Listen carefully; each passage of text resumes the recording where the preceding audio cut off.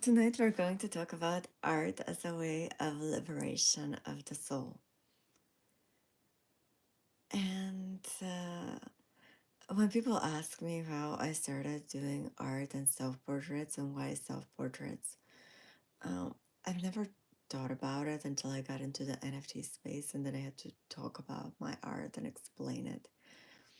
And for me, it's been something deeply personal that it's always been hard to talk about because it's more something that I feel.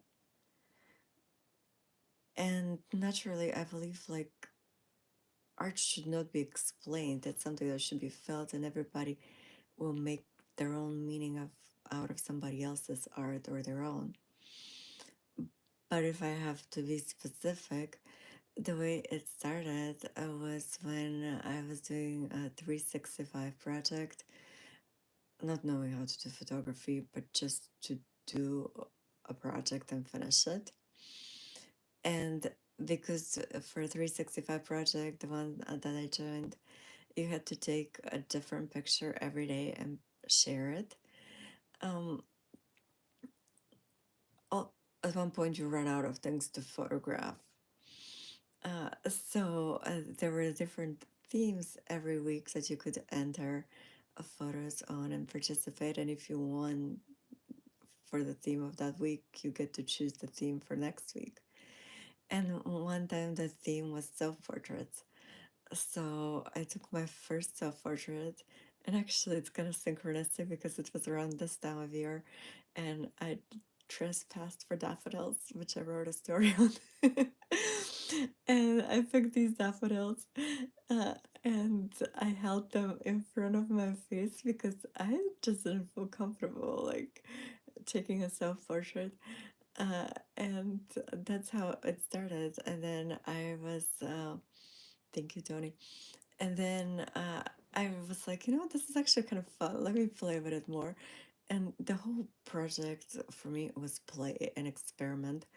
And through play and experiment, I learned how to use my camera and I learned how to pay attention and I learned about the light and I learned a lot about photography in that year of taking pictures every day. And then how to edit photos. And then I got a better camera. And then people started to ask me to take pictures of them, and then I started to sell art prints, not self portraits, but more like landscapes. But in any case, after that, when I actually like it just kind of happened that I started a photography business, self portraits were always my creative outlet for when I feel a very strong feeling and I don't know what to do with it. Or sometimes I would get like a new outfit or like something vintage, and I'd be like, I want to create something with that, or get an idea. A lot of times I used to do those song inspired self portraits where I'd listen to a song that makes an impression on me and I really enjoy. And then based on the lyrics and the feel that I get from that song, I would take a self portrait to go with the song. And that was and has been a lot of fun for me. But the more I was doing them, the more, again, I didn't think about them, but I started noticing like different parts of me coming out in the self portraits. And later on, when I had major spiritual awakenings and I started Avasol as a creative space for more of my creative work and these downloads that I was getting, uh, they took on like a different turn and they were aligned with my spiritual journey. So I felt when I started to do my nude self portraits with plants, I did like a series of 101 of them. It was more like stripping all of the layers of conditioning of myself and spending this time with myself, by myself, playing with those plants and feeling them and remembering, trying to remember who am I? What do I want? Why am I here?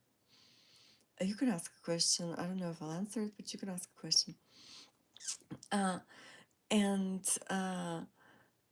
when like it just kind of happened on its own because I asked those questions first, and then I was moved to start taking those self portraits.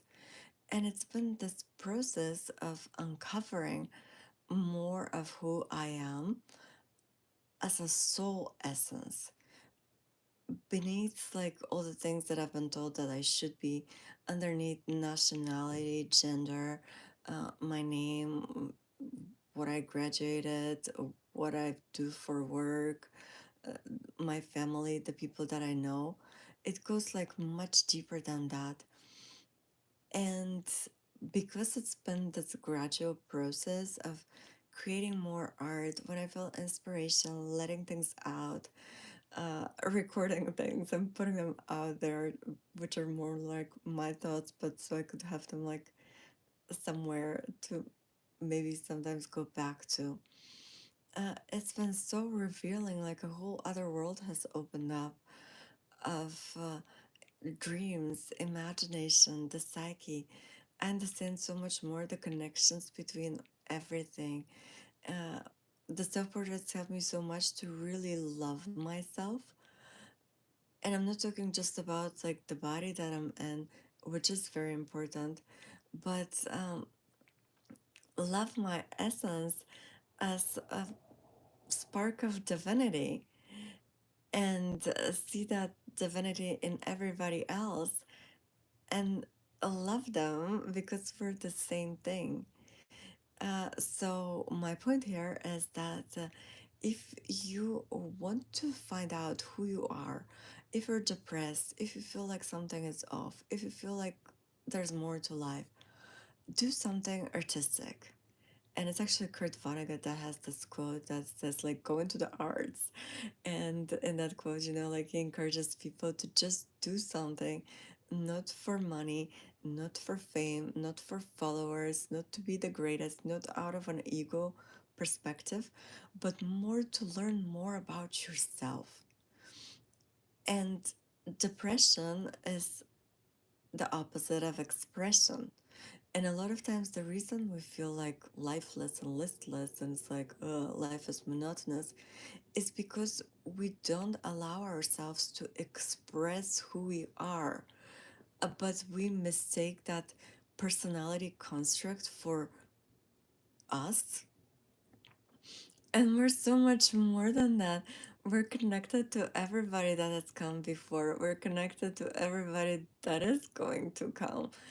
We are boundless. We're eternal. We're immortal. We're like all there is. And what the way to tap into that is through art, through expressing what you feel is inside of you, but you've been suppressing. And in art, we actually get to witness our feelings and make sense of them and allow them to just be and flow out of us without judgment. Whether it is anger, whether it is deep sadness, a lot of my self portraits are actually alchemized grief. And when you look at them, you may never know that, but it's true. Because feelings are emotions, let's say, are energy in motion. And that energy needs an outlet. And if we don't allow it and we suppress it with addictions like alcohol and drugs and TV and shopping and mindless, like sex or porn, whatever your addiction of choice is, or the addiction could be perfectionism and workaholism and working out excessively, whatever your addiction. Addictions suppress that creativity and the soul and make us more miserable. Whereas self expression, art, no matter what, no matter how badly you do it. When I started my 365 project, I was terrible at taking photos, like terrible. But then the more I did it, the better I got because I learned from everybody else and just from practice and the desire to, kind of get better.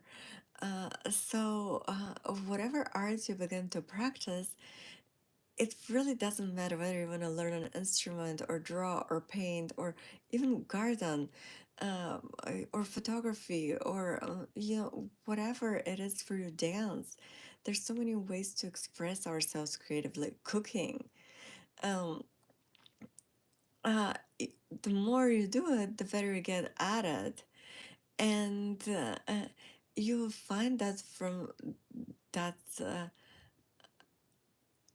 permission that you give yourself to express what's within you. And even if initially you don't show it to somebody, or even if you're journaling or writing stories and you do it for yourself, which that's kind of how I've been doing it mostly, like for myself. And only when I got into the NFT space, I felt like I'm putting myself out there more. But I've never been doing it for approval or validation or likes or comments. But it's always been like, I just want to find out who I am and unfold into more of who I am. And it's been fascinating. Now, looking back, I'm so glad that I was brave enough to begin and to continue and to put myself out there and to not worry so much of what people are going to say, but to just create for art's sake and for the ability to be a clearer and clearer vessel for source to express itself through me, and the sheer enjoyment of being completely present when you're creating and being in the flow. And it's a meditation. It's a way to get back in touch with the sacred and to remember that you are the sacred, and a way to honor the sacred by allowing it to co-create with you. And then the things that we share can help other people remember the truth of who they are. And that's the beauty, that when we start to express like that from the soul, we help everybody else to connect to that, because our vibration is embedded in everything that we create. And when we create from that pure space of I open myself up for spirit to express through me and that soul, then everything that we put out there is embedded with that frequency, and more people can remember that they are creators too, and that it's in our power to create the life that we desire in whichever way we want. And let's begin to utilize more of that power and fill the world with more beauty, with more joy, with more peace, with more art in general, and creativity, and things that uplift us and bring more positivity and make life better and sunnier and brighter. So, if you have been feeling inside of you this desire to create and to express, start right now, and do it and put it out there. Even if you do it like me and you pick up like an acronym for yourself at first, or like like a name that I decide, okay, it's better if I don't tell my family and friends. It's better if I just like do this creative work just for myself at first. Uh, it really doesn't matter. Do it. Just do it. You're gonna feel so much better.